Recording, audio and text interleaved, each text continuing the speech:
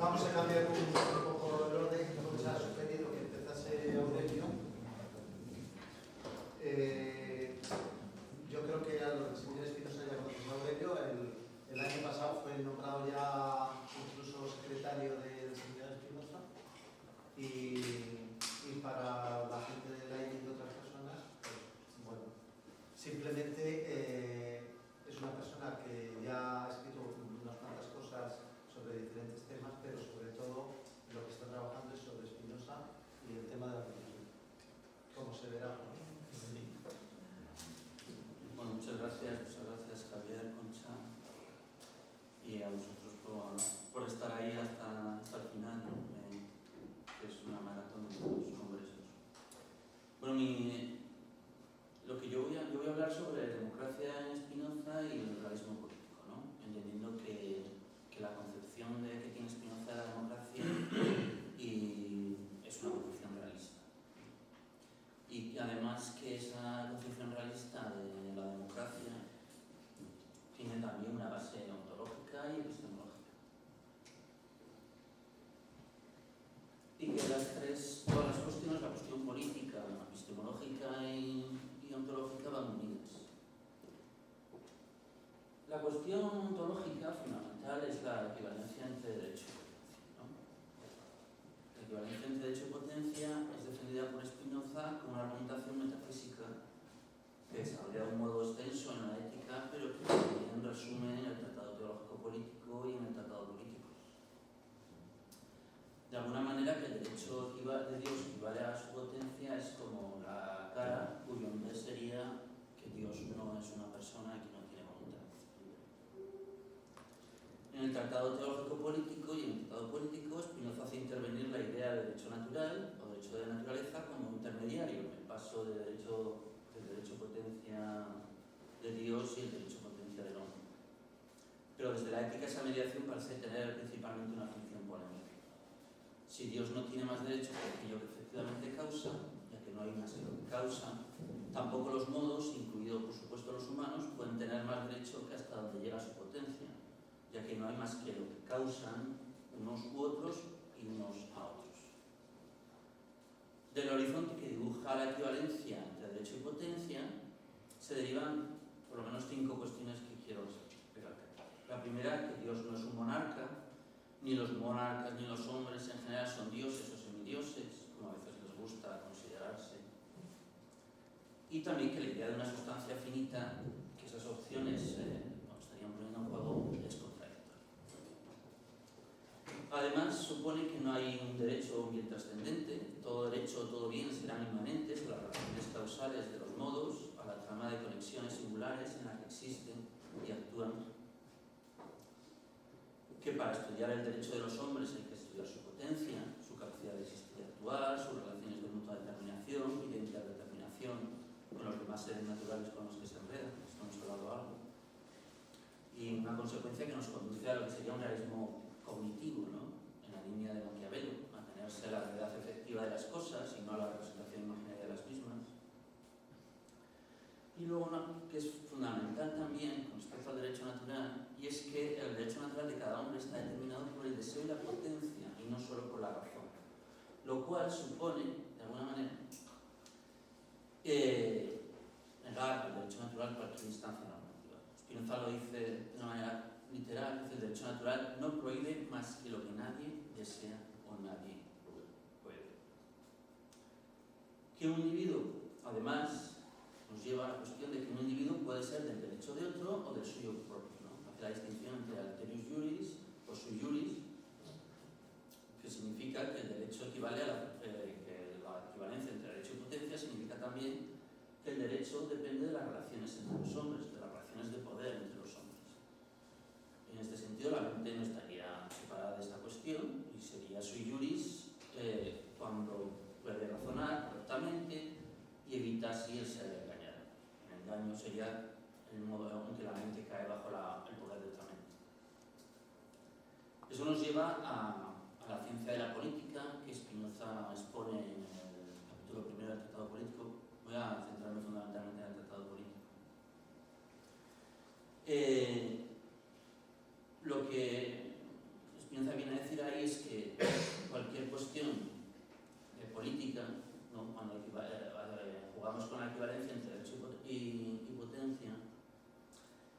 supone que no podemos, digamos, dejar el derecho de lado de la razón y el no derecho de lado de las pasiones, ¿no? Ese emparejamiento se rompe completamente. Digamos, él lo dice de una manera muy clara, ¿no? Cuando establece que pues, el ignorante tiene tanto derecho como el sabio, es decir, dependiendo de su potencia. Y como eso es una ruptura con todas las visiones, digamos, que él llama moralistas, utopistas, idealistas o con los teólogos también con los que polemizan. Resumiendo ese capítulo primero, podemos decir que la ciencia de la política que pretende desarrollar Spinoza se propone entender las acciones humanas con la misma libertad de ánimo con que se estudian los problemas matemáticos, sin reírse de probarlas o maldecirlas, y que procede deduciendo de la condición de la naturaleza humana y demostrando por razones todo aquello que conviene con la práctica política. Para ello considera que los afectos humanos son propiedades de la naturaleza humana, son necesarios y los entiende por sus causas, como se haría con cualquier otro objeto de estudio. En definitiva, la ciencia de la política consiste en deducir de la naturaleza o condición común de los hombres las causas y fundamentos naturales del imperio. ¿Cuáles son esos principios naturales? Esos fundamentos naturales. El primero, que los hombres están atravesados por las pasiones, por los afectos, no podemos hacer abstracción de ellos para entender las acciones humanas. El segundo, que los hombres se unen de manera espontánea y combinan sus fuerzas para crear cuerpos y mentes colectivos de mayor potencia. Esto se explica porque siendo el derecho equivalente a la potencia, de nuevo, o sea, está jugando todo el rato esa equivalencia, el derecho de un hombre en soledad es en realidad prácticamente nulo. El derecho potencia del individuo depende en efecto de la potencia derecho común que produce asociándose con otros individuos. Hay sociedad porque hay un miedo común a la soledad o un deseo común por la vida compartida. Hay imitación de los afectos, emulación, ayuda mutua, que son espontáneos también, por no decir naturales. Los afectos y deseos comunes, pasionales o racionales, se entrelazan a la multitud y constituyen su potencia. Por otro lado, otro fundamento imprescindible es que los hombres que se juntan entran necesariamente en conflicto. Y el conflicto es irreductible. Los hombres, dice Spinoza, expresamente son enemigos por naturaleza. Y por último, el fundamento con el que va a jugar Spinoza durante todo el tratado político es el de la definición de imperium o derecho común como definido por la potencia de la multitud. La potencia de la multitud define un derecho común que es lo que habitualmente se llama imperium. Imperium se suele traducir por Estado, por relación de mando. Prefiero dejarlo como imperium que, digamos, oscurece menos el planteamiento de Spinoza. Entonces, el imperium no es algo separado de la potencia de la multitud, sino que es definido por ella. La fórmula de entrada indica que la potencia de la multitud es la causa próxima del imperium, pues la definición es para Spinoza definición genética. La potencia de la multitud es la causa inmanente necesaria del imperio. Así, el espacio de la vida civil se convierte en un terreno, aparece como un terreno problemático. Es a la vez el espacio de la combinación de fuerzas y el de la división del mando. Conjuga las potencias y los derechos, pero introduce una fisura entre gobernantes y gobernados, o en general, entre la ostentación, la función de ostentar el mando y la producción de la potencia de la multitud. O visto desde otro lado, el imperio regula los conflictos entre particulares, pero crea nuevos conflictos que son propiamente civiles, la dominación, la sedición, la guerra entre civilitates. El Estado civil es un terreno problemático porque, también lo dice así Spinoza, nunca supone el abandono completo del estado de naturaleza. De aquí sacamos también varias consecuencias. Una de ellas es que cuando decimos que la potencia de la multitud define el imperium, no nos referimos a cualquier imperium. Nos referimos a cualquier imperio, a cualquiera de los tres regímenes políticos clásicos, pero sobre todo tanto a los mejores como a los peores imperios. El peor imperium, el imperium productor de dominación, es definido también por la potencia de la multitud, incluso si esta sería más adecuado describirla como impotencia. De aquí viene la distinción spinoziana entre gobernar con derecho y gobernar bien. Tanto el mejor como el peor imperium gobiernan con derecho, y ya que ambos están definidos por la potencia de la multitud. Sin embargo, los medios y los fines de uno y de otro son totalmente diferentes. Uno produce concordia, unión de los ánimos, y el otro dominación, un estado de guerra. Otra de las consecuencias más destacables es que la potencia de la multitud no puede coincidir exactamente consigo misma. Está siempre, digamos, malograda, siempre atravesada por las grietas del conflicto que se hacen un paso tanto a la escala de lo particular como a nivel de lo común. Por último, la potencia de la multitud no debe considerarse únicamente como resultado de la combinación de fuerzas, sino también como causa, como producción. La potencia de la multitud produce instituciones, produce ayuda mutua, produce también dominación y rebeldía, produce servidumbre o produce concordia. Y sobre todo produce ciclos, procesos, ciclos de sometimiento, en el peor de los casos, o en el mejor, ciclos de liberación.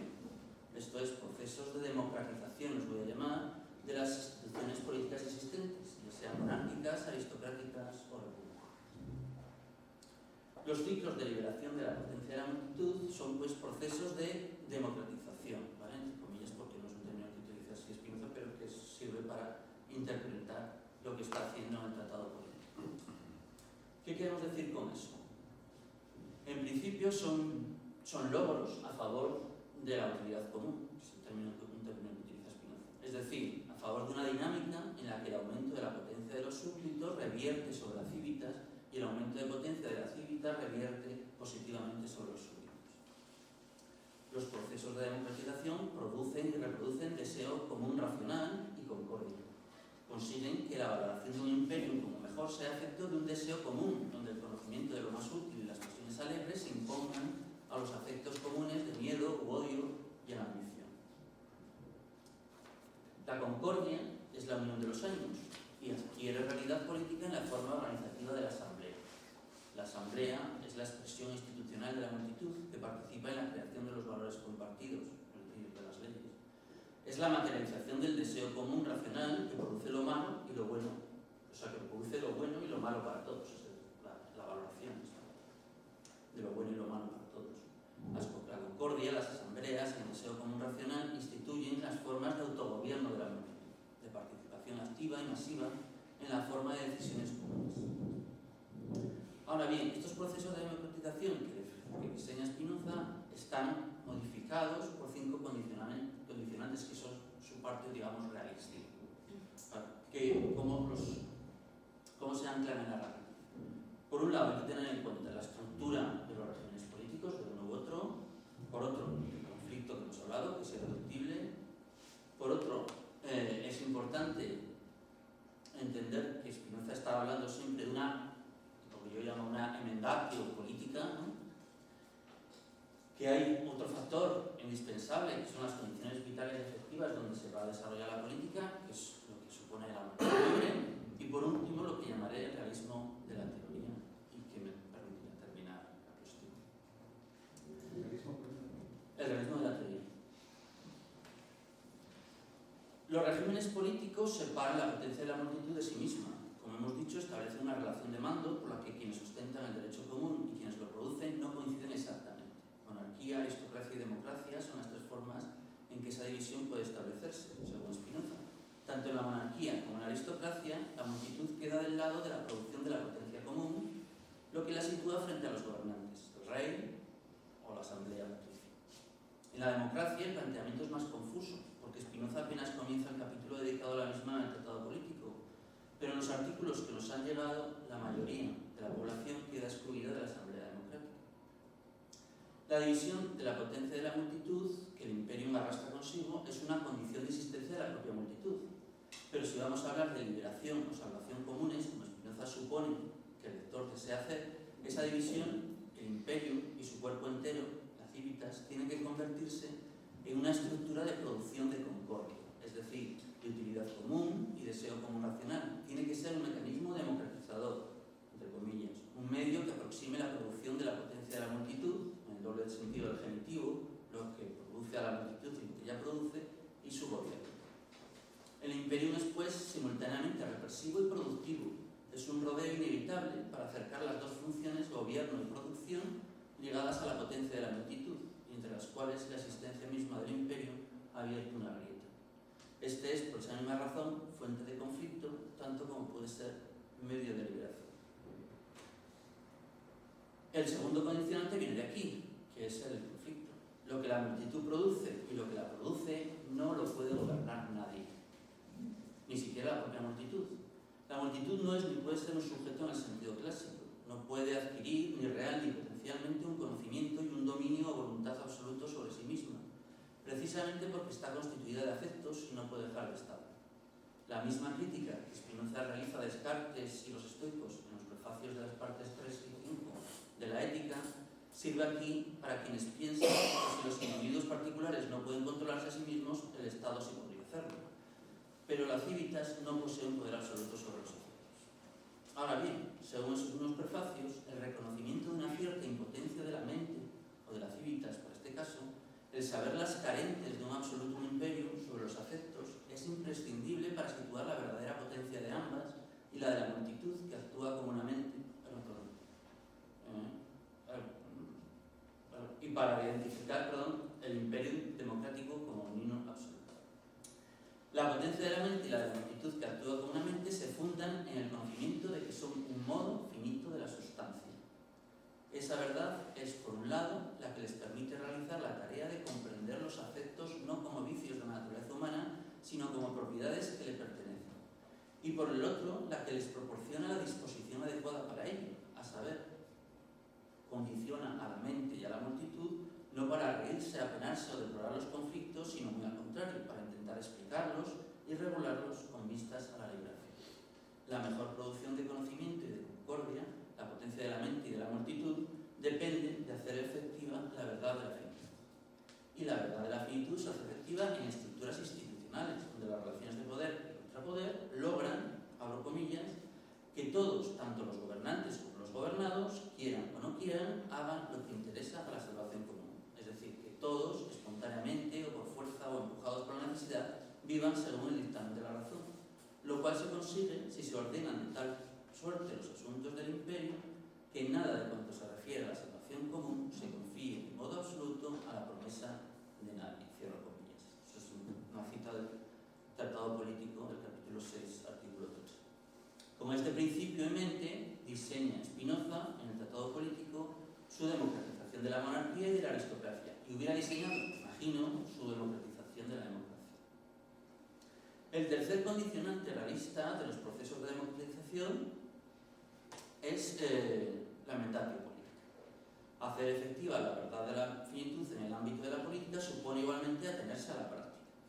La mentatio política es una acción sobre las causas de la dominación, no sobre los afectos, pero es una acción que opera según el encadenamiento del parágrafo 31 del Tratado de la Reforma del Entendimiento. Es un parágrafo también fundamental para cosas que hemos hablado aquí.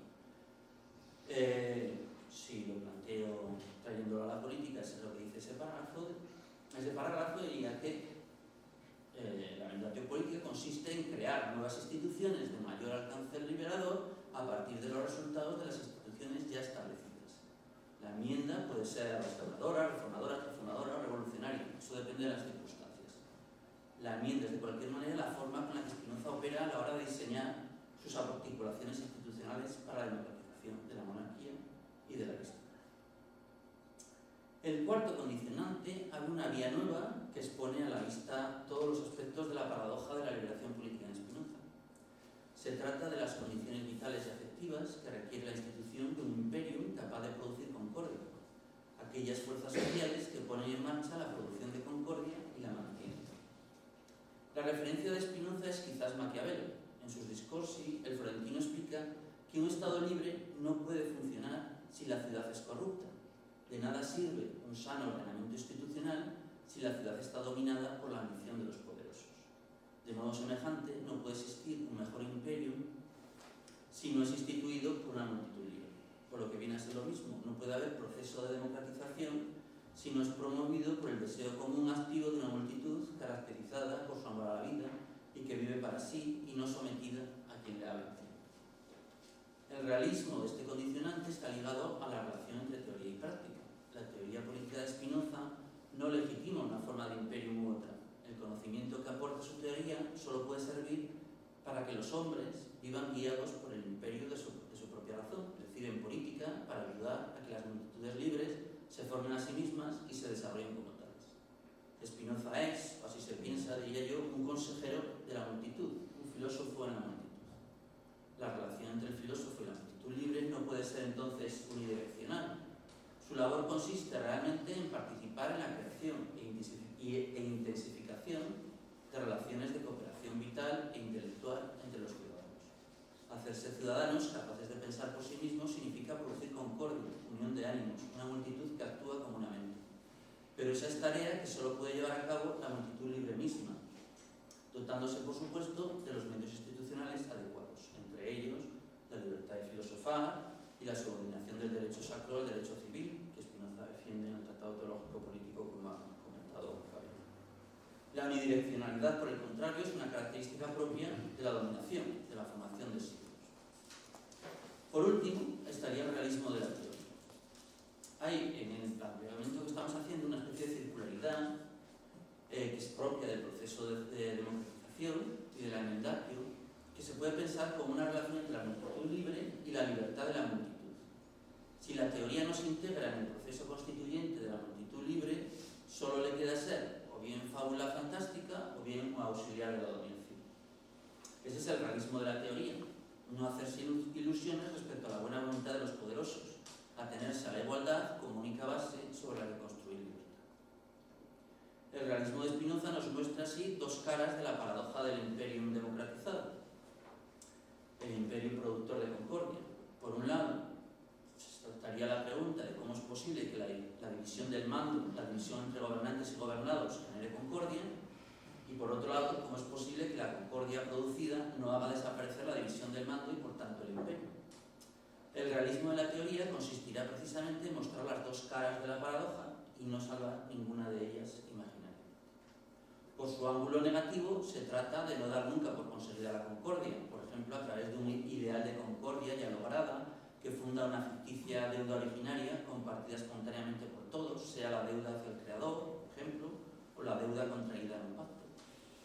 Ni dar tampoco nunca por suprimido el imperio, por ejemplo, en una ilusión utópica de vida común sin mando o sin conflicto.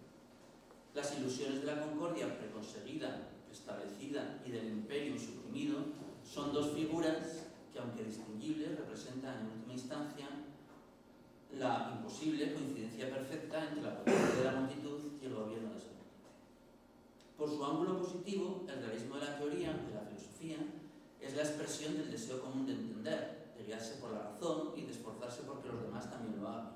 Este deseo implica, por un lado, una acción colectiva que se atiene a las condiciones materiales del imperio, a la forma de gobierno vigente, a la irreductibilidad del conflicto, al proceso de democratización como enmendatio, y supone, por el otro, la necesidad de perseverar en la cooperación intelectual y aumentarla sin límite.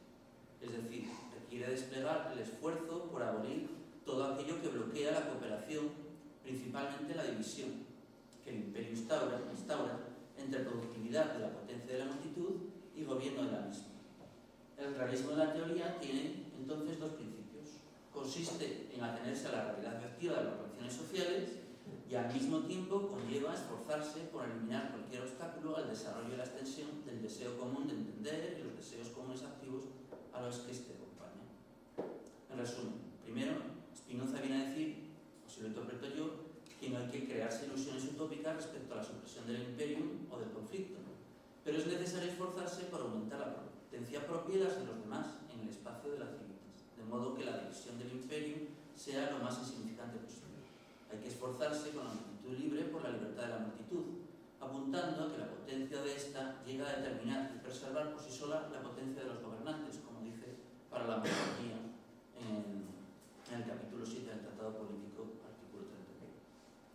Y segundo, añade, tampoco hay que fingir una deuda infinita que supuestamente nos ligaría a priori a una realidad o acontecimiento trascendente, Dios o pacto, por la gracia del cual la concordia ya estuviera lograda en algún sentido.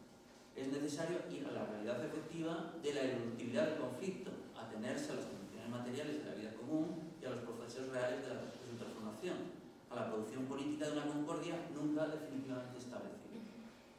Si se debilita el esfuerzo por la libertad de la multitud, se alienta la ficción jurídica o retórica. Si se subestima el carácter irreductible del conflicto, se dan falsas alas a la utopía. A A mi juicio, y para terminar, la hipótesis democrática y realista de Spinoza se podría formular así. La liberación consiste en esforzarnos con la multitud libre por la libertad de la multitud, a saber, por la democratización de lo existente, ateniéndonos a las condiciones materiales de la vida común y los procesos reales de transformación social.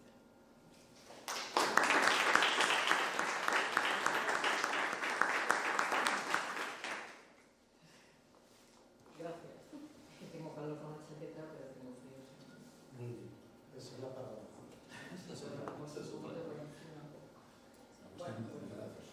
Entro sin presentación. No. Si es que si hay que presentarte a ti, habrá que presentar las paredes también. No, pero bueno, pues mira, la gente que no está aquí, que no íbamos a ver que soy Vale, se llama Concha Rota. Seguro que Bueno,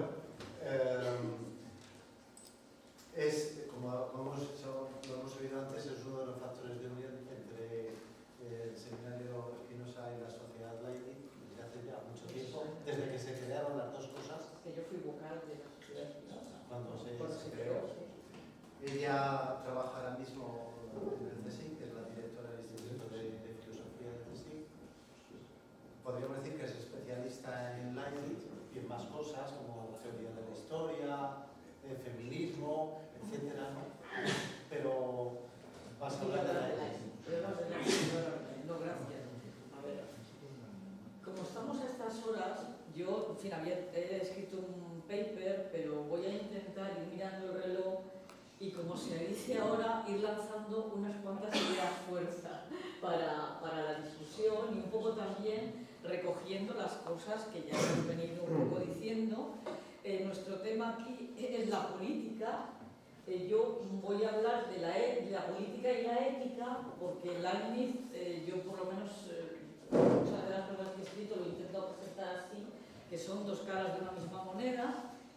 Y voy a hablar sobre todo también de política, de lo que es también realismo político en Leibniz, es decir, una persona que no solo teoriza sobre política, sino que está siendo diplomático al servicio de la Casa de Brunswick y cómo concilia, digamos, de ahí ese lema que ya lo hemos repetido a lo largo del día de hoy, de teoría con praxis, ¿no? Pero yo voy a intentar sobre todo centrarme en los aspectos de ética y política, pero no quiero dejar de mencionar el tema de la multidisciplinaridad leibniziana,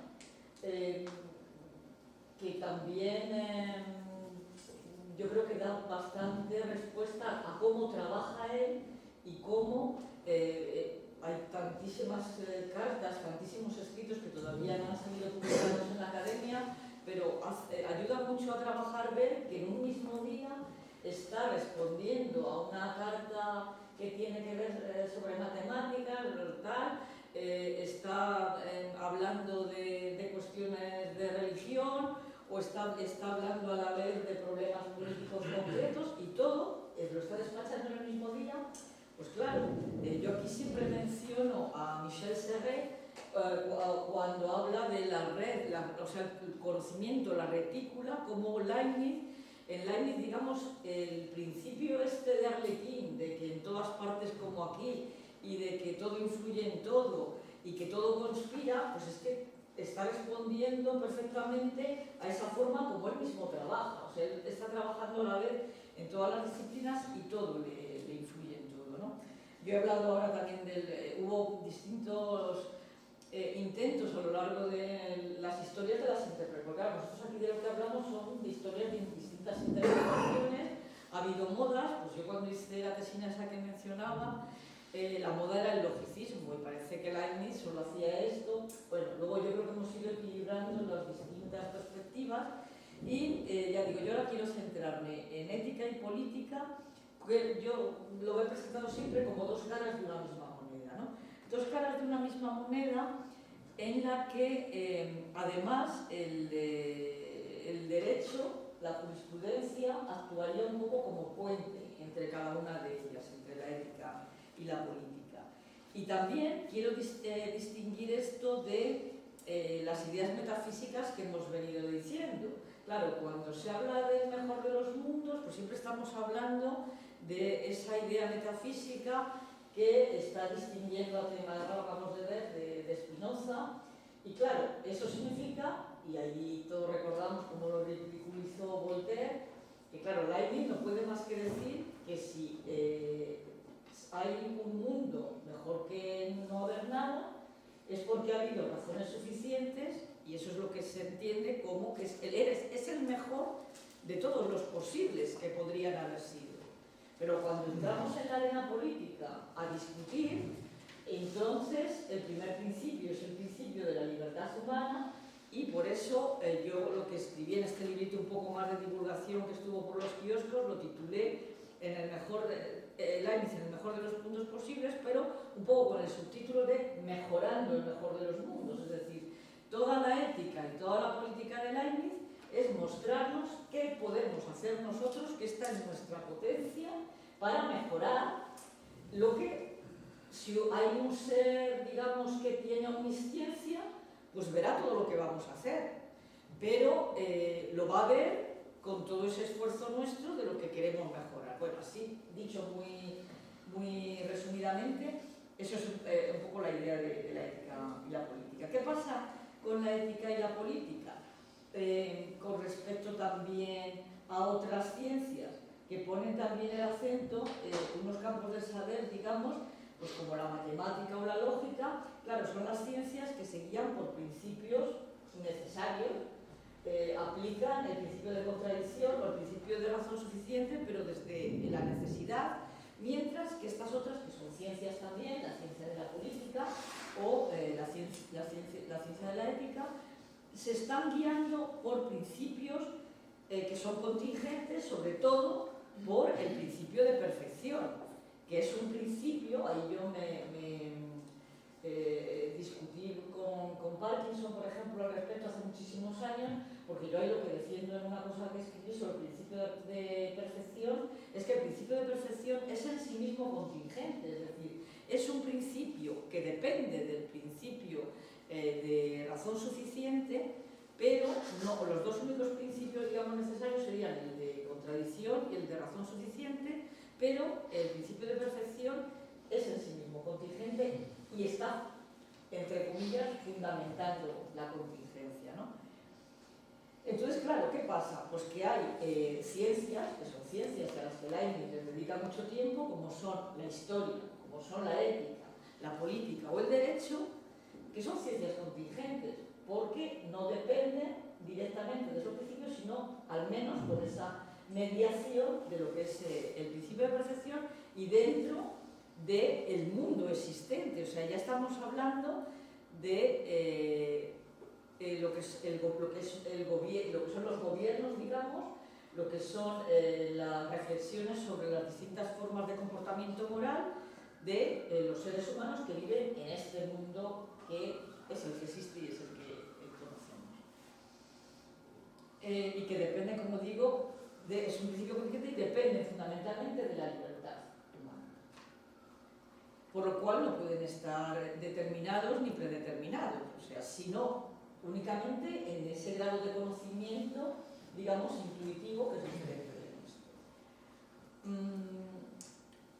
Bueno, sobre que estoy tantísimo escrito, yo recomiendo mucho, bueno, todo lo que yo cuento es deudor de distintas discusiones con muchas personas a lo largo de la historia. Yo quiero recordar aquí a Quintín Racionero, que ya nos dejó hace muchos años y yo echo mucho de menos el hablar con él de política, con Jaime Salas. Que vino a Cuenca. Que vino a Cuenca también, es verdad. Y ahí tuvimos unas discusiones muy interesantes al respecto, también sobre las distintas formas de gobierno. Yo no voy a entrar en muchos pormenores, pero es que hay para discutir mucho sobre estas cuestiones, con Jaime Salas también, que estamos ahora también haciendo la edición de los escritos éticos y políticos de nuestra edición de obras de Leibniz, que hacemos en Comares también con Antonio Nicolás, que no ha podido venir, que es vicepresidente de la Sociedad Leibniz.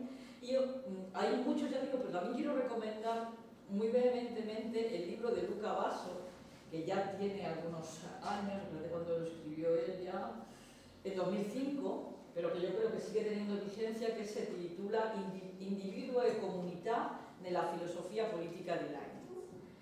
y donde aparece, yo creo, muy bien relacionado estas tres esferas, digamos, de la ética, la política y la jurídica. Organizó unas jornadas hace unos años en Padua, que es donde está, justamente sobre el derecho natural en la ENIC. Porque claro, también el derecho, es que necesitaríamos hicimos una jornada de 3 días, ¿no? Hablando del derecho natural frente al derecho positivo también, etc. No voy a abrir ahora aquí eso, pero me parece que es muy importante no perder de vista que la ENIC está pensando en todos esos elementos, ¿no?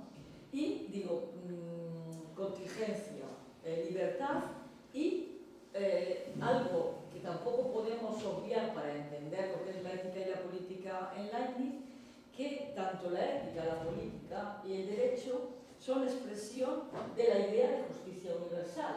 O sea, para él, cualquiera de las argumentaciones que se hacen no pueden perder de vista que están, digamos, en ese marco, el marco de conseguir una jurisprudencia universal. Todas estas ciencias se asemejarían, digamos, en esa finalidad, en estos principios, pero diferirían en la metodología digamos, que pone cada una de ellas, que desarrolla cada una de ellas.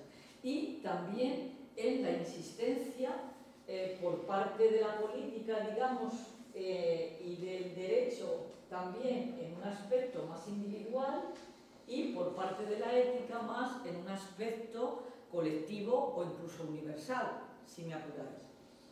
Por lo que Leibniz llega a decir que la tarea de un buen político, lo que es precisamente es hacer que los intereses individuales y el bien común, o sea, los intereses individuales sería esa utilidad política en la que él como diplomático tiene que tener en cuenta en sus negociaciones, son tanto de individuos aislados como de distintas comunidades, de distintos intereses de los grupos nacionales, etcétera, que ahora voy a referirme a ello un poco, pero si hay un gobernante que hace buena política, no puede dejar esa otra cara de la moneda, que es la ética, y tiene que mirar al bien común, pero no solo al bien común de su comunidad, tiene que trascender y pensar en una jurisprudencia universal, en no perder de vista el bien de la humanidad, digamos. Yo creo que eso está en Leibniz detrás siempre también de sus propias actuaciones políticas, aunque mucho le criticaron también. Porque él, bueno, hay cita y recuerdo también lo que tú has comentado, él aquí en esto es aristotélico y nos habla siempre también del bien de la mayoría y cómo el aumento de la felicidad de la sociedad, o sea, de cada uno, tiene que ir también en aumento de la sociedad en general, ¿no? Por lo tanto, el ir hacia una sociedad, digamos, mejor, significa también el saber integrar, hablábamos ahora de la gracia, o sea, ese reino, cuando Leibniz habla del reino moral o el reino de la gracia, ahí está hablando también del reino político, que está, yo me lo imagino siempre como un círculo concéntrico dentro también del reino de la naturaleza. Entonces, claro, él parte de un realismo, digamos, de los hechos, porque él, a pesar de que, digamos, que las mónadas son espirituales, todo lo que queramos, él está haciendo experimentos científicos, él está instalando en las minas del Harz sus máquinas para que se pueda sacar mejor el carbón. Entonces, digamos, lo que es el giro de Bacon también de la experimentación científica está incluido en todo su discurso, ¿no? Y esta idea de un buen político pues tiene también que ver con la idea de los príncipes ilustrados, ¿no? Por lo cual también él dedica mucho tiempo, algunos escritos, a la idea de la educación del príncipe. ¿Cómo podemos mejorar el mejor de los mundos? Haciendo que nuestros gobernantes reciban una educación, filósofos como él, se supone, para que a su vez ellos puedan promover, por eso son príncipes ilustrados, la educación de sus distintos pueblos para poder mejorar, ¿no? Los poderosos pues, también dicen, o sea, en el reparto de responsabilidades, o sea, yo he escrito mucho también sobre la idea de responsabilidad dentro de la ética leibniziana, En esto existe también esa gradación de la que yo hablaba, ese principio de continuidad, que los que más educación y más poder tienen son más responsables que los que menos lo tienen. Por eso dice, los poderosos deben ser justos, dice, en proporción de su poder. Bueno, no voy diciendo de dónde son las citas un poco a las que me refiero porque no acabaría. Pero bueno, tengo también sobre esto mucho escrito que lo podéis ver, ¿no? Por eso dice también Leibniz en una carta a Barnett que fue muy conocida de 1701, dice: ¿cuál es el fin entonces de la ciencia política? ¿O cuál debe ser, mejor dicho, el fin de la ciencia política? El fin debe ser hacer que florezca, dice, el imperio de la razón. Pues claro, por eso, para cerrar un poco el círculo de la ilustración de Príncipes Ilustrados, en esto yo creo que no abandona nunca una creencia un poco socrática. O sea, él cree que cuanto más sabemos, mejores deberíamos ser. O bueno, no sé si lo cree o le hace agua en algunos casos, pero bueno, él piensa que esto debería ser y por eso la educación es muy importante.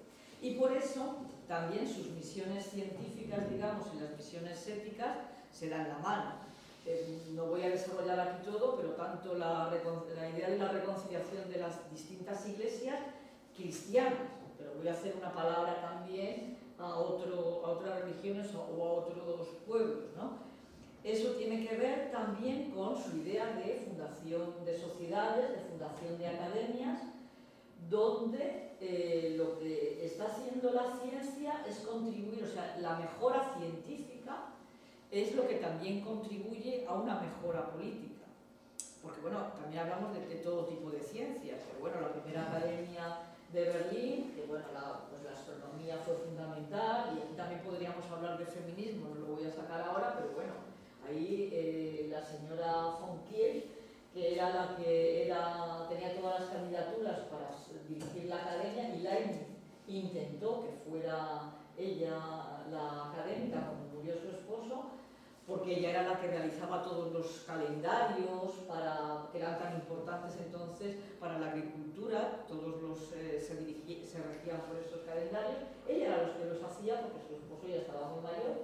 Entonces no, decidieron que era el hijo, que era un negado total, y se firmó un contrato en el que decía, no, tiene que ser él porque es el hombre, pero a condición de que usted no se vaya y siga haciendo el trabajo. O sea, que fue una cosa de verdad rocambolesca total. Yo sobre esto tengo escrito un artículo que se titula Marie Winkelmann von Kirch, un agujero negro en la historia de la astronomía.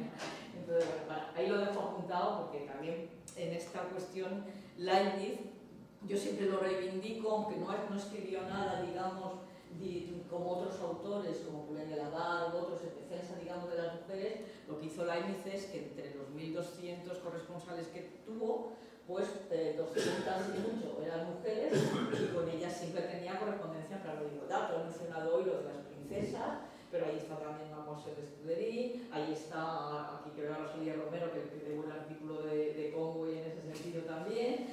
Anne Conway, como la menciona siempre como, bueno, podríamos decir que la mención que hace en algunos puntos dice que es quien mejor ha entendido su teoría de la monología y de la armonía universal, pero bueno, ella misma escribió sobre ello, porque aquí si estuviera Bernardino nos diría que las mónadas, y ya me estoy enrollando, que tienen que ver con la cábala judía, la hermética, etcétera, y que ni el concepto mónada, porque le critica a Caroline Marchand a Leibniz, dice no, fue Anne Conway quien inventó el concepto. Ninguno de los dos lo inventan, ya estaba inventado, pero ellos son los que lo llevan, digamos, en este origen de la modernidad a esa idea de individuo que a mí me parece tan interesante.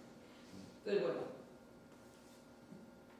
la segunda parte, que tenía 10 páginas, la voy a resumir. Yo decía, la idea de responsabilidad y la política de la acción.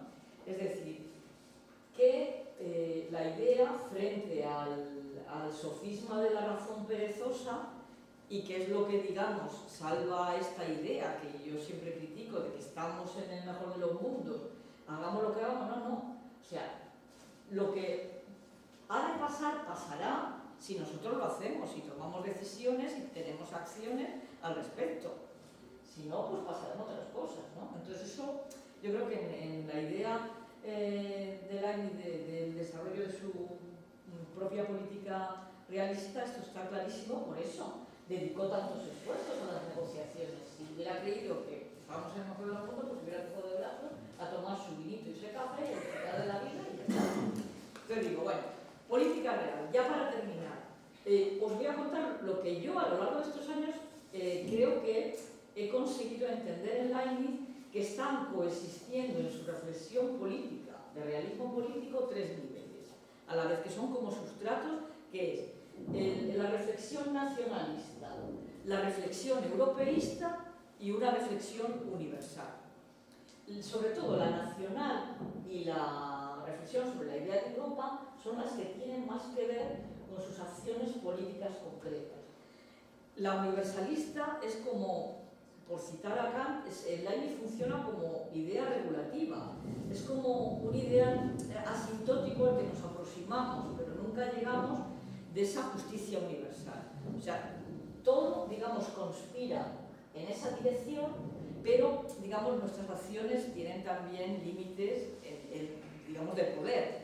Por eso, claro, ahí también Quintín, ahí teníamos una discusión sobre el absolutismo, y claro, él decía, no, si Leibniz hubiera podido, hubiera puesto a un príncipe ilustrado absolutista en este sentido, porque es el que hubiera colocado las academias en todos los lugares y el que hubiera desarrollado esta idea, porque solo desde ese poder absoluto se hubiera podido realizar esto.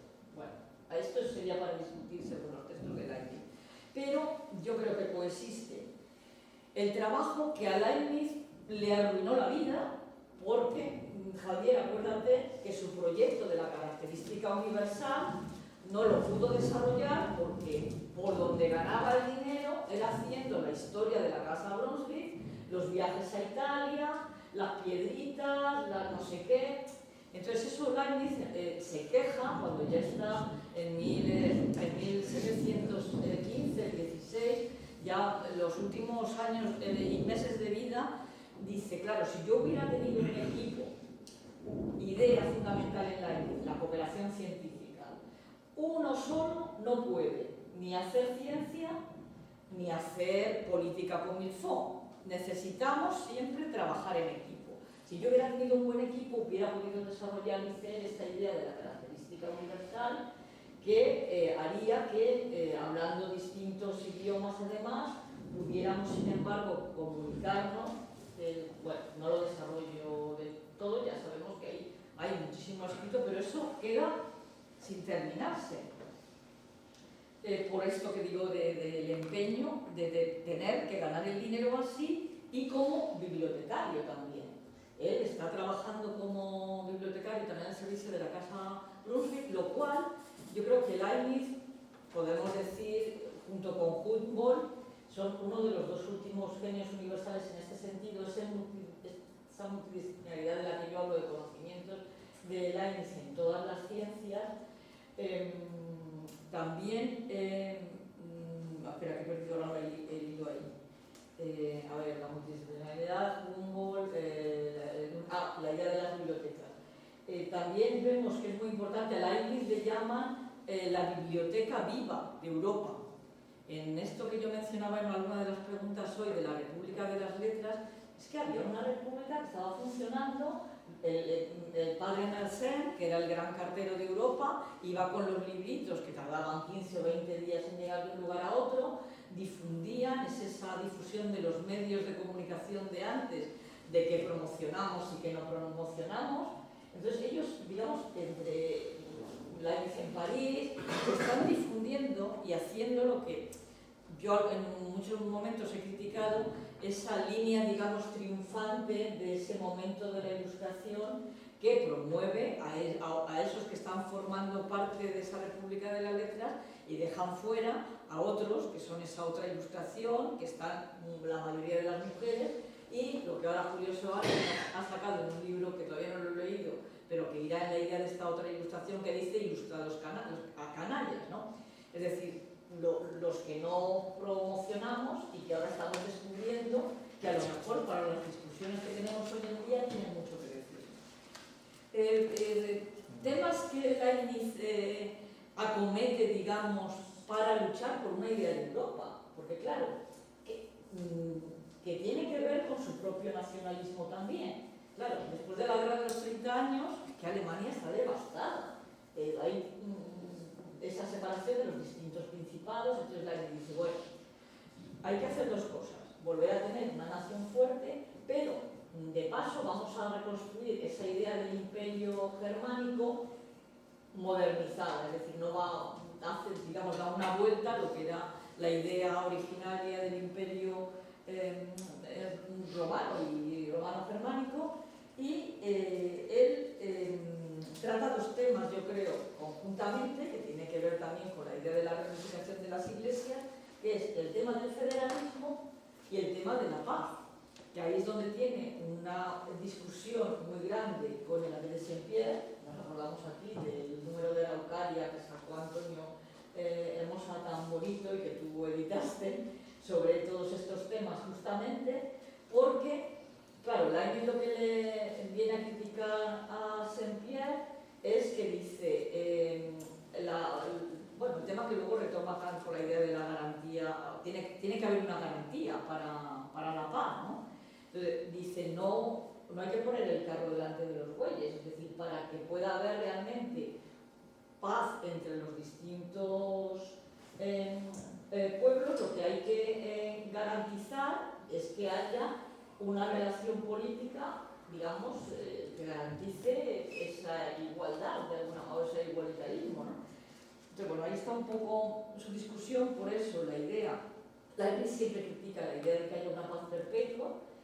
Lo que dice es que, bueno, pues hay paces con distintos nombres, que si la paz de Crimea, que si la paz, bueno, ahora no me viene toda la paz de Westfalia, claro, la famosa, pero lo que es fundamental es que se restablezca un equilibrio, esa balanza en la idea de Europa. Aquí Andrea Robinet, que en paz descanse, escribió mucho sobre esta idea de la balanza de Europa. Claro, esto en el fondo pues es una idea de un diplomático, y lo que está vendiendo es que dice, claro, aquí lo que tenemos es que trabajar porque no haya un país, que era Francia en aquel momento, mucho más poderoso que los otros, Luis XIV, que el État c'est moi, claro, es lo que estaba haciendo, una sombra tremenda a Alemania. Claro, aquí no vamos a hablar, pero claro, la idea de la conquista de Egipto también es una maniobra de dilación que se utiliza, yo creo, claramente, para que Luis XIV se fije en otros territorios. La idea también de los Países Bajos, que tiene también la idea del comercio, que claro, tienen todo, tantas aristas, y si vemos todos los escritos de Leibniz que hay al respecto, vemos que él está intentando casar todo en un puzzle muy grande todas estas piezas, pero para conseguir, digamos, esa idea de equilibrio, que es el que daría la paz. O sea, no es una paz eterna la que nos va a dar el federalismo, le dice a Saint-Pierre, es al revés, tenemos que crearlo. ¿Y cómo hacemos esto? Os voy a decir solo uno de los ejemplos que utiliza Leibniz, que ahora nos parecería, bueno, que dice, pongamos una banca en Europa, un banco, donde cada príncipe, cada uno según sus posibilidades, deposite un dinero a buen recaudo, y aquel que infrinja la paz pierde su dinero. Entonces, porque, claro, en realidad la idea, digamos, de lo que es la riqueza también de cada una de las naciones es por lo que está, porque está habiendo luchas territoriales, porque cada uno quiere tener más territorio, más poder sobre esos territorios, pero también sacarle una productividad económica a todo ello. Entonces, bueno, eso que quedó así en saco roto, pues a mí me parece que era algo, desde luego, por parte de Leibniz, jugando, diciendo a cada uno donde le duele. O sea, la bolsa es lo que a cada monarca le duele, entonces tenemos que atarles corto por ahí. Y voy a terminar con esto, porque la idea de la unificación de las iglesias, que toca, sin embargo, muchísimos puntos muy importantes. Luego hablamos, porque luego, después de mi intervención, me he dado cuenta que para que lo que tú estás trabajando, Hartmut Rudolf ha recopilado una cantidad de escritos también sobre religiones, la reunificación de las distintas religiones cristianas, lo que se llamó la guerra de los ritos, en que la transustanciación, sobre eso María Ramón Cubés escribió también, hizo su tesis sobre el tema de la transustanciación. Me parece que puede ser mucho más importante que la teoría para eso, ¿no? Entonces, bueno, la idea, ya digo, de esa reunificación de las iglesias, que también tiene su fondo político. Porque, claro, el principio de cuius regio eius religio está todavía vigente en toda Europa, y en Alemania es eso, y todavía está. Yo voy a Baviera y es católica. Vas a Berlín y, o sea, entonces, según sea protestante o católico en los reinos, pues también tenían un recorrido, digamos, político diferente. Entonces Leibniz dice, hay que ir por encima de este principio, de forma que, independientemente de la tradición religiosa que tenga un land, haya una unidad política entre todos ellos. ¿Qué es lo que Leibniz conserva, digamos, del Sacro Imperio Romano Germánico? Que el Papa es el que tiene, que es el emperador. O sea, él propone que de todos los, no solo dentro de Alemania, que en toda Europa haya un federalismo, pero claro, ¿quién es el juez, digamos, que está por encima de ellos? Y entonces, claro, es al Papa al que le pone, sin saber que él está como todos los demás, es monarca de un rey, de un país como los demás, ¿no? Entonces, bueno, ahí lo dejo para posible discusión. El otro punto que quería mencionar ya para acabar es el de la fundación de las academias. ¿Por qué? Porque yo digo, Leibniz también le interesa en ese punto de universalidad, nacionalismo, digamos, de su país, europeísmo, pero en la idea de universalismo él también lo tematiza políticamente. Dice sobre el puente de Rusia hacia China. O sea, la relación con China, que él la denomina la Europa del Este, que también, claro, ahí tiene su carga eurocentrista, ahí también lo dejo como crítica, porque no está, digamos, por mucho que él defiende que tenemos que conocer a esa otra nación que es tan diferente, etcétera, etcétera, y propone que creemos institutos en Europa para conocer la cultura china. Claro, es un momento en el que están llegando aquí los jarrones chinos, las especias. Es un momento, digamos, de orientalización. Y él lo quiere hacer también, o sea, hacer una rentabilización política y científica,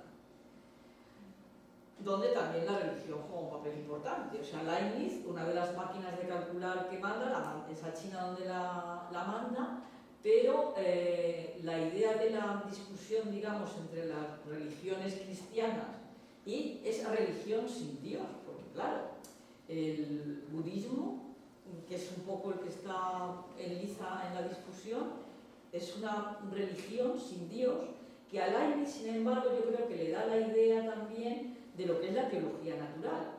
O sea, la idea de la ética en sí misma, es decir, la teología natural y la ética coincidirían en que no tiene que haber un Dios que nos premie o nos castigue, sino que nuestro propio desarrollo de la idea de bien y de mal, que yo creo que está en la idea de esa teología natural que Luis Rensoli tradujo, ¿no? Lo de esto de los chinos, ¿cómo era? El curso de la teología del curso natural estaría ahí a la base.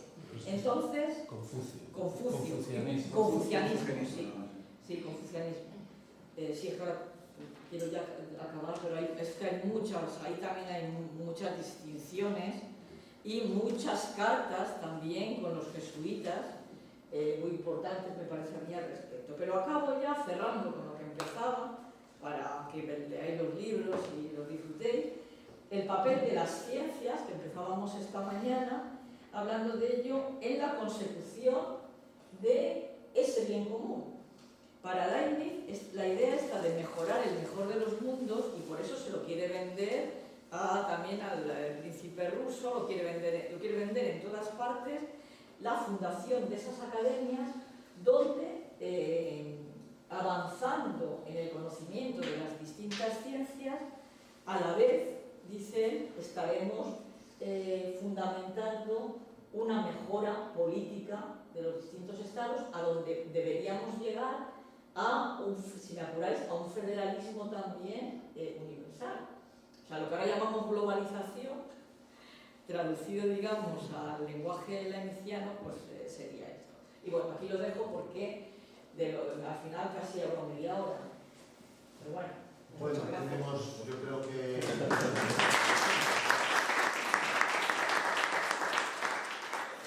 Jesús, un cuarto de hora tenemos. Sí. Vale. Pues vamos a aprovechar. Los hemos dejado ya por agotamiento, o sea que Vamos, sentado.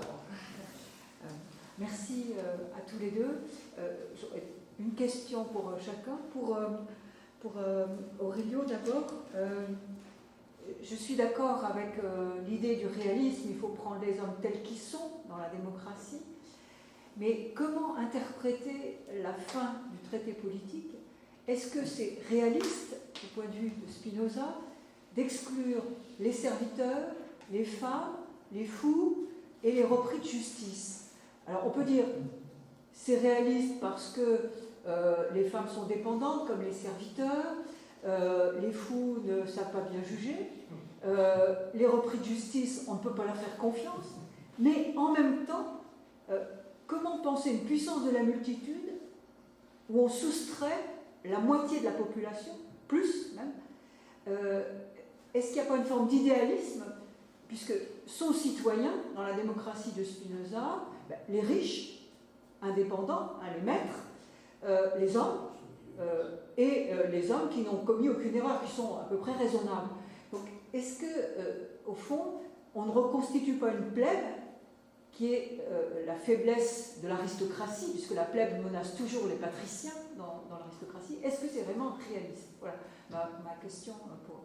Et puis pour Unschal, l'idée qui est très intéressante chez Leibniz, l'idée que le meilleur des mondes possibles doivent être améliorés politiquement, pour éviter une antinomie, soit la raison paresseuse, soit l'idée que c'était pas le meilleur des mondes, est-ce que ça suppose pas une distinction entre le plan métaphysique où on pense avec la catégorie de l'éternité et puis la question éthique et politique où on pense dans une durée, l'idée de progrès suppose une durée. Comment on articule ces deux plans, un plan d'éternité où on prévoit, où Dieu prévoit le meilleur des mondes, et puis cette progression qui applique une durée.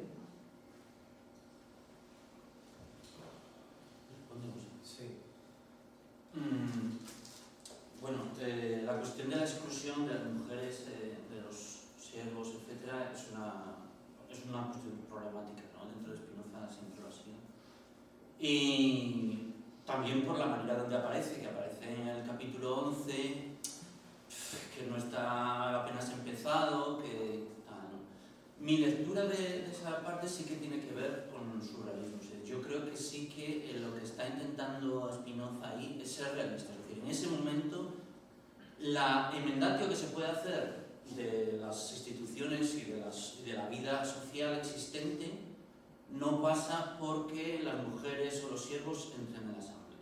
Yo creo que ahí está siendo duramente realista, es decir, y creo que hay que decirlo, incluso si no estamos de acuerdo, que decir, no tenemos por qué estar de acuerdo con todo lo Spinoza, pues en esos momentos él creo que está siendo crudamente realista. Aunque tampoco sería yo muy cerrado en este asunto, porque siendo los textos como son, pues tampoco uno puede entrar ahí a definirlo con claridad. Pero yo creo que sí, que hay un punto ahí de realismo, y de hecho su argumentación para excluir a las mujeres en una parte se basa en la idea de que no ha habido una experiencia de gobierno donde participaran las mujeres, ¿no? O sea, su argumentación es empírica, es puramente empírica. No sé si puramente, porque a veces los textos son difíciles de interpretar, a veces es empírico, parece que luego que es un principio, hay algo de eso lo he trabajado, pero es difícil de tomar una decisión tajante, ¿no? O sea, mi postura sería,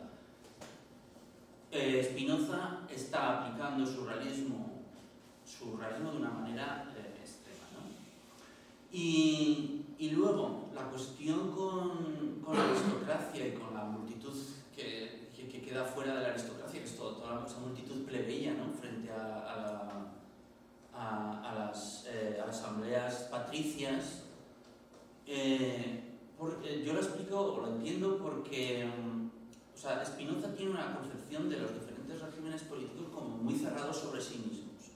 Y aunque pueda haber una degradación, una decadencia, y entonces se puede pasar de un mejor régimen, bueno, de una democracia, se puede pasar a una aristocracia, y de una aristocracia a una monarquía, como le explica en el octavo, me parece. Cuando se trata de avanzar de un régimen a otro, aunque él entiende que uno es más absoluto que los otros, que el más absoluto es la democracia, en realidad, cada vez que lo plantea, no queda claro si realmente se puede pasar de la monarquía a la aristocracia y de la aristocracia a la democracia. Porque son las combinaciones institucionales que son necesarias, son tan específicas para cada régimen que no se ve, que a veces él mismo habla de que si se cambiara el régimen lo que nos llevaría sería una ruina social, ¿no? Eso quiere decir que él ha tomado los tres regímenes políticos, su matriz institucional básica de un monarca, unos gobernantes, un número limitado de gobernantes que se rigen por cooptación y la democracia, y ha pensado cómo sería, asumiendo cada matriz, ¿no? La matriz de cada régimen, cómo sería la mejor forma de alcanzar el mayor grado de concordia, el mayor grado de democratización posible en cada uno. Creo que, y hasta ahí es hasta donde llega la propia construcción teórica de Spinoza. Creo que no llega más. Creo que es o sea, en estos momentos nuestra visión histórica, claro, no encaja en esas dos cosas, ¿no? Primero, a veces Spinoza podría haber recurrido a alguna experiencia de mujeres que sí que han gobernado, o sea, porque sí que había, y él sabía que había mujeres que habían gobernado, podría haber agarrado poder haber agarrado, o lo podría haber dejado más abierto, porque tiene que cerrarse en esos momentos, podría haber dejado, no sé, podría haber simplemente planteando como, bueno, pues hasta este momento no hemos conocido más que unos pocos casos, es difícil plantearlo como algo realista y dejarlo ahí. Y él parece que insiste en su argumentación, que parece que quiere justificarlo más de lo que debería, ¿no? Y por otro también tenemos una concepción de lo paso de un régimen a otro también más flexible que la que tenía Spinoza, por eso también nosotros nos gustamos. Pero en principio él se pone como la tarea esa muy rígida de, partiendo de cada matriz, de cada régimen, vamos a sacar el máximo posible. Creo que eso es lo que responde también a esas multitudes plebeyas que quedan fuera de la aristocracia. Bueno, muchas gracias por la pregunta. Yo creo que estos dos planos, ¿no? Por una parte la eternidad metafísica, por otra parte, digamos, el tiempo real de la ética y la política, yo creo que está detrás de una filosofía de la historia, digamos, que también tiene Leibniz. Yo he hablado de la idea de contingencia, he hablado de la historia, pero también él tiene una filosofía de la historia donde digamos, lo que está investigando es justamente cómo es el desarrollo de lo que pasa dentro de ese límite temporal, digamos.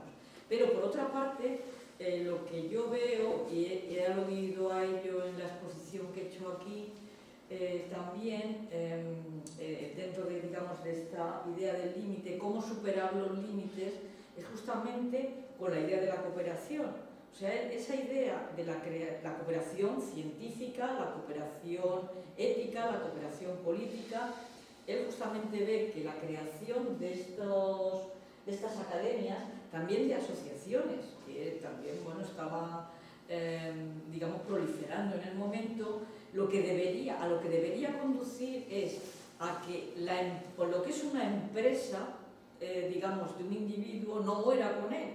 Es decir, nosotros tenemos el límite claro de nuestra vida, que él lo veía en esas cartas en las que él se queja amargamente: me estoy muriendo y no me da tiempo a desarrollar lo que yo he previsto. ¿Cómo se puede paliar esto? Siendo un grupo, digamos, un equipo el que está trabajando en desarrollar. Bueno, a mí es lo que se me ocurre, por lo menos, decir, no veo contradicción, ¿no?, en las dos cosas, y también, de alguna manera, su idea, digamos, de fin final, de hacia dónde debería ir este mundo, si no retrocede, porque claro, la idea de la continuidad y de los saltos, él dice siempre, en un lugar dice, bueno, si retrocedemos, si on recule, es para saltar mejor, mieux sauter, o algo así dice él, ¿no? Pero bueno, no sé, a mí se me ocurre ahora un poco responderte esto, no sé si... Y quiero decir también una cosa sobre lo de las mujeres, que no me resisto. Porque a mí me parece que Leibniz y Spinoza también son dos caracteres muy diferentes. Mientras que Leibniz es esa biblioteca viviente y está en mucha relación con muchas personas, Spinoza es alguien que vive muy en su taller, aislado, puliendo sus lentes, y no tiene más que aquellos que le van a visitar, un poco como, o alguna de esa correspondencia también, que es muy importante, pero creo que da menos importancia a esa mundanización, digamos, del conocimiento, y sobre todo del conocimiento político. ¿Por qué digo esto? Porque justo en el momento de Spinoza es un momento de efervescencia de la Querelle des Femmes en toda Europa. Está escribiendo Pauline Delabarre, Sur l'égalité des sexes. Está Ana María van Schurman, nacida en Múnich pero que se exilia justamente a los Países Bajos. Está escribiendo sobre el tema de erudición feminarum. Thomasius, Jacob Thomasius, el padre, digamos, el maestro, el padre de Christian Thomasius y maestro de Leibniz, está escribiendo junto con Sauerbrei y ahora no me acuerdo qué otro autor, acerca de la posibilidad, digamos, de que las mujeres puedan entrar en la esfera pública, desarrollando, o sea, en la universidad, conocimiento. Ana María van Schurman va a estudiar con Boecio, pero le tienen que construir una celosía para que no distraiga a sus colegas varones. Y como los días están protestando, déjame terminar de hablar. Tampoco fue animalista ni... No, pero no, a ver, no, pero si estoy intentando explicar por qué me parece que a él no le llegan tanto esas discusiones como Leibniz. Yo creo que está más detrás de la idea de las mujeres gobernantas, que es a donde quería, al punto que quería ir, porque él está tratando con las princesas todo el tiempo. Y ella, si a Sofía Carlota, digamos, casada con Pedro I, quiere llegar a través de ese puente de Rusia hacia China, es una mujer gobernante en la que está. Entonces, claro, él, digamos, lo ve también de esa otra manera porque está actuando políticamente como diplomático. Bueno, por comentar un poco, que yo creo que eso también quizá, porque a mí me parece que dentro de la teoría de Spinoza se podría haber desarrollado y no haber quedado tan anclado a esa parte que es muy aristotélica, de la división entre el oikos y el... no sé cómo lo ves. Bueno. Sí, yo pienso que sus amigos no deberían haber publicado el capítulo 11. Porque estaba tan... Censura. Tenía un prejuicio. Sí, eso es. Bueno, creo que queda poco tiempo. Paso. Sí, y además le habían dado calabaza, se quedó también. Sí, También le habían dado una cosa con esto. Bueno. Yo creo que se puede interpretar o utilizar al contrario. Es decir, lo que Spinoza, y yo sobre Kant casi no sé nada, pero Sí, creo que es el republicanismo de Kant hace lo mismo. O sea, desde el punto de vista republicano, yo creo que el acento está en el sui iuris. Entonces, claro, yo creo que eso se puede utilizar al contrario diciendo nuestras democracias no son democracias porque no todos los ciudadanos son sui iuris.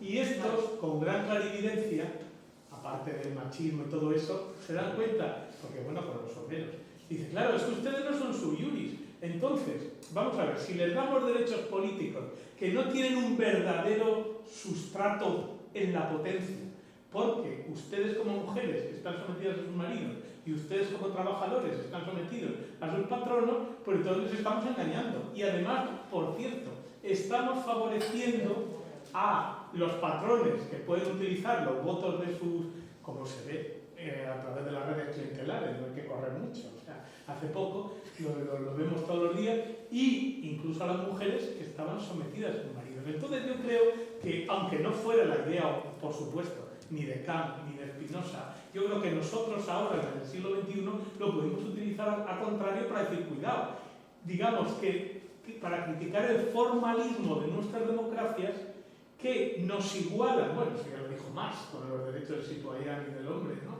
Y del burgués, que estamos unidos como derechos del ciudadano, pero no como burgueses, y por lo tanto las democracias son democracias formales y no materiales. Entonces yo creo que se puede decir, oiga, no, es que para que una democracia sea republicana de verdad hace falta sui iuris. Y luego el otro punto ya con la cuestión del sui iuris y vamos, del republicanismo, es que todo mecanismo, ahora que discutimos tanto república, que el republicanismo no es solamente el jefe de Estado. El republicanismo tiene unas virtudes cívicas, tiene un ejército popular y tiene unas limitaciones a la riqueza. Bien a través de las leyes suntuarias o bien a través de la asignación a cada ciudadano de un trozo de tierra. Entonces, claro, el republicanismo es como las cerezas, tienes que tirar y salen todas juntas, no solamente cambiar los jefes del Estado. Entonces, claro, yo creo que es muy importante tener en cuenta todo ese tipo de elementos para, digamos, que nuestras democracias sean de verdad, tengan potencia, ¿no? Y luego el otro punto, respecto yo creo que la visión quizá optimista, no sé qué es Deleuze y Negri y tal, de que en realidad la posición de Spinoza es democrática, porque hasta la monarquía dice, si es que sí, el monarca, pero el monarca tiene un consejo en el cual están representados todos y él hace simplemente lo que le dice la mayoría. Y cuando dice, el que no hace eso es un tirano, y el pobre tirano al final, ¿quién es el tirano? El que solo tiene su fuerza, y al quedarse con solo su potencia, pues cualquiera le puede derrotar. Es una monarquía constitucional. Claro, no, y además otro punto importante, también al contrario, el tirano es tirano porque lo aguantamos. En el momento en que todo el poder que sujeta al tirano se diluye, es decir, le quitamos el poder, como bueno, en un gobierno democrático, en el momento que le quitas el apoyo, el gobierno cae. O sea que el poder del tirano es simplemente que le dejamos nosotros. Si nosotros le retiramos nuestro poder y hacemos una alternativa, el tirano se disuelve como un azucarillo. Y yo creo que Spinoza por eso es tan importante, porque precisamente permite, digamos, lecturas no tanto historicistas de lo que él dijo en el contexto, sino que te permite este tipo de juegos para, en última instancia yo creo, desarrollar lo que conviene, que es una democracia, por supuesto republicana, pero en todos los sentidos, y en que todos sean sui iuris, los obreros, las mujeres, ahora los inmigrantes, etcétera, etcétera. Es decir, que eso, o sea, que plantea, curiosamente, problemas de rabiosa actualidad. Hay trabajadores no teóricos, sino reales. No, pero que te está diciendo que tenemos que acabar. No, pero Javier tiene la palabra. No, yo creo que ahora Javier, respondéis y nos vamos. Claro. Bueno, yo a Paco. Muy brevemente, yo para completar lo que ha dicho Concha, que ya lo que he dicho esta mañana en realidad, sobre las academias científicas, dando un dato para que se entienda. Vamos a ver, en la época, en las cortes donde trabajó Laing, que fue un cortesano toda su vida, digamos, las mujeres, en concreto las princesas, y no solo las princesas, sino abadesas, etcétera, etcétera, como las Maubrison, tenían poder, eran mujeres empoderadas, como se dice. Y Madame de Brignon, por ejemplo, ¿no? Y ahora, ¿qué sucedía? Que los varones, los príncipes, los duques en concreto, se ocupaban de la guerra, mayormente de la hacienda, o sea, de las herramientas típicas del poder político, como digamos, la guerra, el dinero etcétera, ¿no? Pero dejaban hacer literalmente lo que querían a la duquesa Sofía, por ejemplo, de Hannover, o a la reina Sofía Carlota en Berlín, no digamos mucho más, lo que fuera en lo que hoy en día se llama política científica y política cultural. Entonces, por lo tanto, la política científica y cultural en los dominios en donde trabajó Leibniz gobernaban las mujeres, Y Leibniz era muy listo, y como a él lo que le interesaba no era la guerra, sino que era precisamente el avance de la ciencia, el avance de la tecnología, el avance de la cultura, de las artes, de la ópera, en fin, de mil cosas, ¿no? Pues efectivamente trabajaba básicamente para ellas, ¿no? Entonces eso yo creo que es importante tenerlo en cuenta, el que ha habido mujeres, y es testigo, con mucho poder, con poder político, pero es que la política no se refiere únicamente a la guerra o al dinero o al capital. Hay otras modalidades de política que se han descubierto en el siglo XX como la política científica. Entonces, y termino ya, los proyectos que Leibniz hizo para el emperador de Austria, de Viena, para el zar de Rusia y para otro montón, eran de 6 ministerios, 6-7 ministerios, visto en términos actuales. O sea que, y bueno, y San Petersburgo es obra de Leibniz. O sea, por poner un ejemplo, ¿no? Por poner un ejemplo de una ciudad claramente inspirada por Leibniz, es una imitación de Viena, y claramente inspirada por Leibniz. Entonces se podían hacer cosas en aquel momento si uno no se dedicaba a la guerra.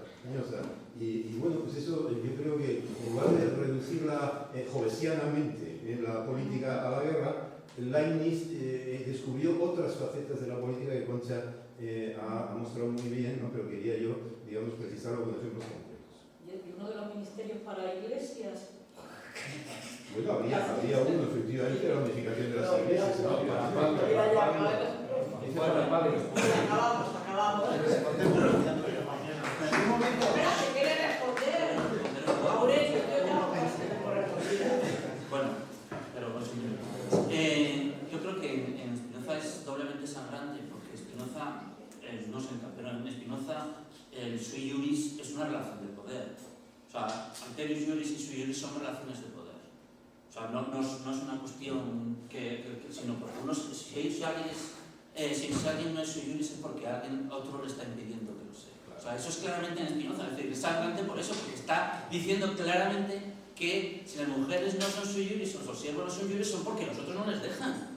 O sea, y luego dice además que nadie nace ciudadano, que los ciudadanos serán de una manera o de otra según cómo sean las ciudades.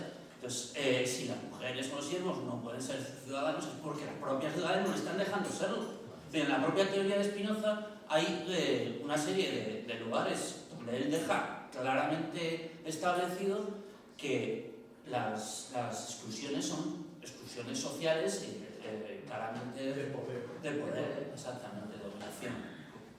Sauf qu'à l'état de nature, personne n'est sui juris. C'est bien là le problème. Les hommes ne sont pas non plus sui juris. Et donc personne ne l'est. C'est bien pour ça qu'on fait un état. Voilà, c'est ça la difficulté. Es que de esto tenemos que hacer otro seminario. Bueno, muchas gracias a todos. Y hay...